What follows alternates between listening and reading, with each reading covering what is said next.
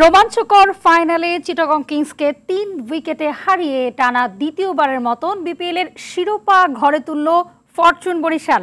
Mirpur Sherebangla cricket স্টেডিয়ামে এদিন টসে হেরে ব্যাট করতে নেমে ১৯৪ রানের সংগ্রহ পায় চিটাগং। লক্ষ্য তাড়া করতে নেমে তামিম ও মায়ার্সের দারুণ ইনিংসের পরেও বিপদে পড়ে বরিশাল।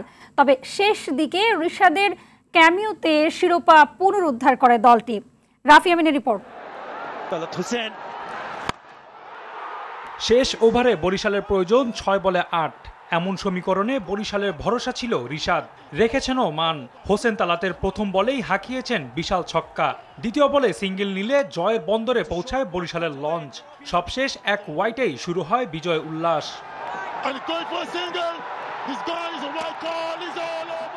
শিরোপা ধরে রাখতে বরিশালের লঞ্চকে পাড়ি দিতে হতো বিশাল সমুদ্রই। পথটাও দেখিয়েছেন নাবিক তামিম। হৃদয়কে নিয়ে পাওয়ার প্লেতে তোলেন ৫৭ রান। এদিন ব্যাট হাতে ঝড় তোলেন তামিম। মাত্র ২৪ বলেই পূর্ণ করেন 50। যদিও চিটাগাংয়ের বিপদ কমান শরীফুল। ৫৪ রান করা তামিমকে ফিরিয়ে বরিশালের লঞ্চে প্রথম আঘাতটা হানেন তিনি। ২ বল পর মালানকেও ফেরান। বেশি দূর যেতে পারেনি হৃদয়ও, থেমেছেন ৩২ করে। এরপর মুশফিকও ফেরেন ১৬ করে। তাতে অবশ্য গতি কমেনি লঞ্চের। কাইল মায়ার্সের ব্যাটে ছুটতে থাকে জয়ের দিকেই।